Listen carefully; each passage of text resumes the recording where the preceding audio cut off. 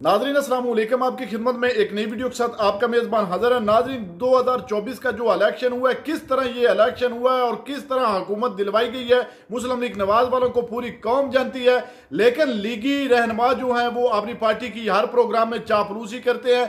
आज के प्रोग्राम में PTI के रहनुमा शुएब शाहीन और मुस्लिम लीग नवाज के रहनुमा मुसद्दक मलक के दरमियान शदीद किस्म की तलक कलामी। नाजरीन वीडियो मुलादा फरमाए, फिर इस पर मुकम्मल तफसील आपके सामने रखते हैं। इस दिन इन्होंने मुजस्मों को, शहीदों के मुजस्मों की गर्दनें काट के उठा उठा के फेंका था। उस दिन इनको ख्याल नहीं आया था।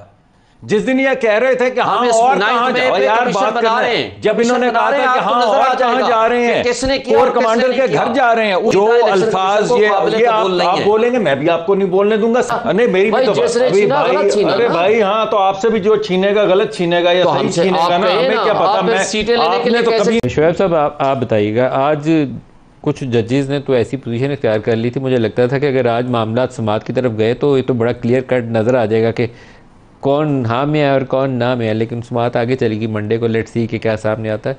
ऑब्जर्वेशन जो आज रिमार्क्स अभी तक जजेस के सामने है, आपको क्या लगता है? देखिए बड़ी पॉजिटिव ऑब्जर्वेशन है। एक दो चीज़ें हैं इसके एस्पेक्ट के। एक तो ये है कि किस कानून और किस आइन की प्रोविजन के तहत जो प्रोपोर्शनेट शेयर को इंटरप्रेट किया गया, जो पार्टियां अपना हिस्सा और हक ले जाएं, बाकी भी कह दें जो बच गई हैं वो हमें दे दो। यानी अगर एक सीट आपकी असम्बली में है और 70 सीटें बाकी खाली हैं, जो 99% बाकी लोग बैठे हुए हैं उनको नहीं देंगे, आपको दे देंगे। ये तो कानून ये तो एक हिस्सा है। लेकिन उससे पहले जो जजेस पूछ रहे हैं कि आप वो कानून बताएं जिसके तहत आपने इनको इंडिपेंडेंट डिक्लेयर किया। Quote that law, quote that law, there was no answer. बड़ी इंपॉर्टेंट बात आपने की। पहले दिन से मेरा और सलमान अकरम राजा की राय थी कि जनाब हम इंडिपेंडेंट नहीं हैं। आपके भी कई बिल्कुल प्रोग्राम में भी बात है, हम पार्टी के नॉमिनीज हैं। राजा साहब तो कहते थे कि हमने फॉर्म पे ऊपर लिख के दिया, हमें आपने कैसे इंडिपेंडेंट करार दे दिया। वो बल्कि वो तो पटिशन लेके हाई कोर्ट चले गए, लाहौर हाई कोर्ट गए। हाई कोर्ट ने वापस भेज दिया, इलेक्शन कमीशन डिसाइड करे। इलेक्शन कमीशन ने आगे से आर्डर कर दिया, चूंकि आपका जो सर्टिफिकेट जजेस ने उनकी पोजीशन को इंडोर्स कर दिया। उन्होंने कहा कि ये वाकई पार्टी के ही नुमाइंदे थे। सिंबल का निशान भी आप किस तरह छीन सकते हैं? इंट्रा पार्टी को पसंद करें आपको ना करें, जो भी एक इशू है, इंट्रा पार्टी इलेक्शन दोबारा हो जाएगा। अच्छा, तीसरी मरतबा जो इंट्रा पार्टी इलेक्शन हुआ है, अभी तक हमें सर्टिफिकेट नहीं दिया।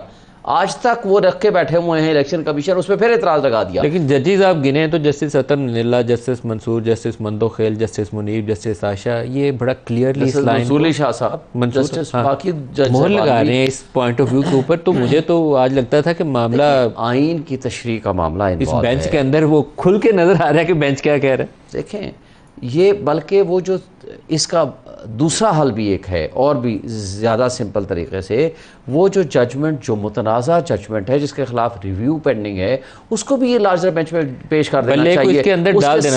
उसके साथ इसको डिसाइड होना चाहिए, क्योंकि ये इसकी मिसालें मौजूद हैं कि अगर एक आइडेंटिकल मैटर किसी लार्जर बेंच में है तो छोटी अदालत से, छोटे बेंच से उसके साथ क्लब किया जाता है। सुप्रीम कोर्ट अपना भला करेगी अगर उसको क्लब कर ले, क्योंकि वो एक खुद कह दिया सुप्रीम कोर्ट ने कि उसकी इंटरप्रिटेशन इलेक्शन कमीशन ने गलत, जिसके ऊपर सारा इलेक्शन, सारा झगड़ा वहीं से शुरू हुआ। झगड़े की बुनियाद ही गलत है, बुनियाद वहीं से आई। अब देखें ना, साहबजादा के बारे में भी कहते हैं, उसने क्या लिखा? उसने कहा सुन्नी इत्तेहाद कौंसिल इत्तेहादी PTI। आप अच्छा, उसने कभी कहीं नहीं कहा कि मैं इंडिपेंडेंट हूँ। वो आपको कह रहा है मुझे सिंपल दे दें, अगर बैट दे सकते हैं तो ठीक है, नहीं दे सकते तो मुझे दूसरा शटल कॉक मांगी मुतबादल उन्होंने, लेकिन उनको आपने ना बैट दिया ना शटल कॉक दी। उसने कहा है मैं इंडिपेंडेंट हूँ। आपने तो उसको इंडिपेंडेंट आज खुद डिक्लेयर करके उसको भी कह दिया आप इंडिपेंडेंट है, हमें भी कह दिया आप इंडिपेंडेंट है। और आपकी मखसूस नशिस्तें जो थी उसकी फहरिस्त भी जमा हुई, जमा थी, हर चीज थी। आज वो भी अदालत के अंदर मामला, हर चीज मुकम्मल थी। देखिए ना, हमने अपनी मर्जी से अपने आप को इंडिपेंडेंट किया। सवाल तो ये है, हमारे फॉर्म मौजूद हैं, हर फॉर्म के ऊपर, अच्छा हम टिकट लेकर गए, आपको पता है टिकट लेकर गए। बेंच कितने रुकनी है?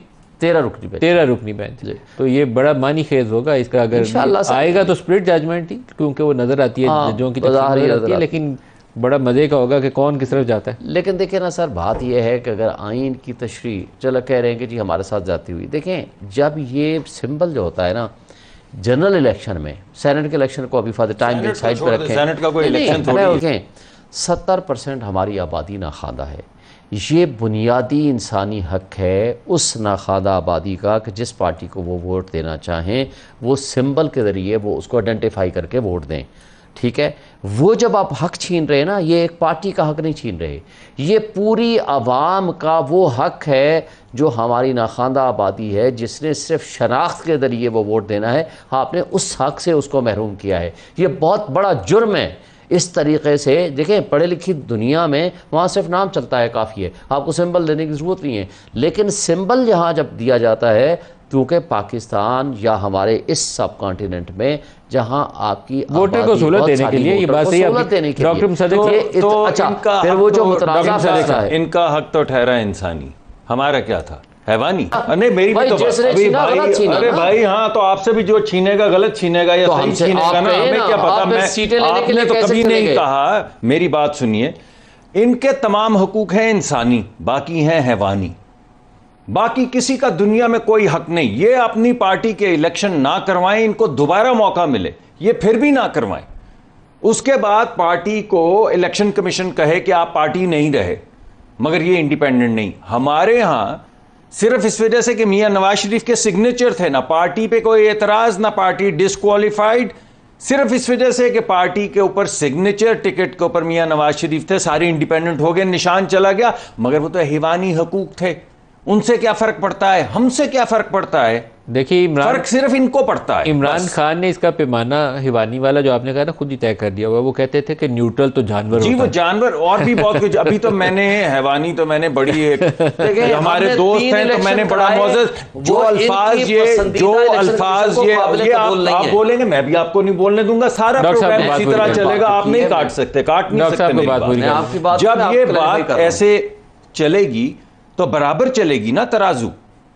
जब आप कोई आर्ग्यूमेंट देंगे तो फिर आपके पास इतनी मॉरल करेज तो हो कि जो कुछ आपने उस दौरान में किया, नहीं किया, चाहे वो जो कुछ आपने, चाहे आपने हेरोइन लोगों के ऊपर डाली, उनको कैद किया, चाहे आपने लोगों के कमरों से पंखे उतारे, चाहे आपने लोगों के बाथरूम्स के अंदर कैमरे लगाए, आपको फिर खड़े होकर कहना चाहिए कि हाँ, हमारा लीडर जो था ना उस वक्त, जो भी आप फिर मुनासिब लफ्ज आपके जहन में आए इस्तेमाल करें।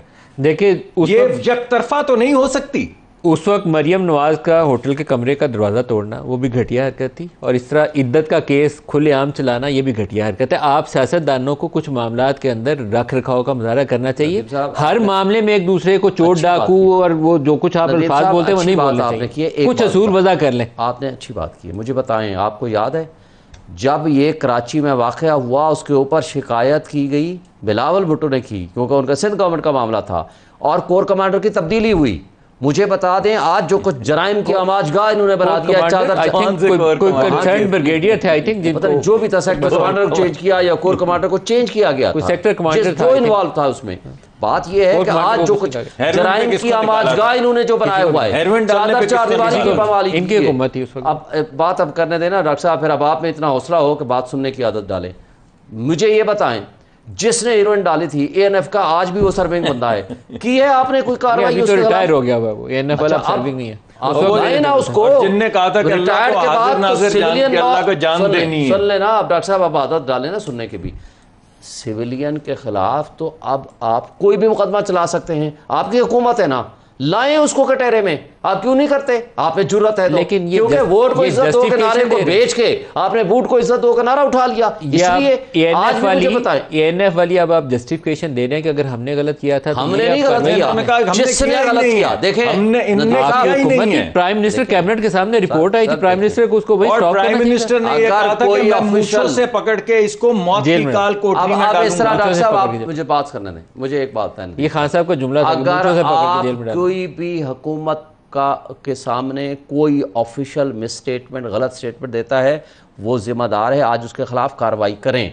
नंबर 1। नंबर 2, जो जिम्मेदार है उसके खिलाफ कार्रवाई करें। नंबर 3, मुझे बताएं, आपने आज भी वो आलिया हमजा, सनम, डॉक्टर यास्मीन, राशिद एक वक्त में कितनी जगहों पे मौजूद थी? 20-20 दफा जमानतें हो गई, आप उनको नहीं छोड़े। 8-8 घंटे, 13-13 घंटे उनको उस गर्मी में गाड़ी में बिठा कर उनको भगाया जाता है। जो कुछ आप कर रहे हैं, उसकी मजम्मत करता हूं, हुकूमत में बिल्कुल मजम्मत। अगर मरियम को जो रात को अस्पताल से घसीट कर लेकर गए थे, वो ठीक था।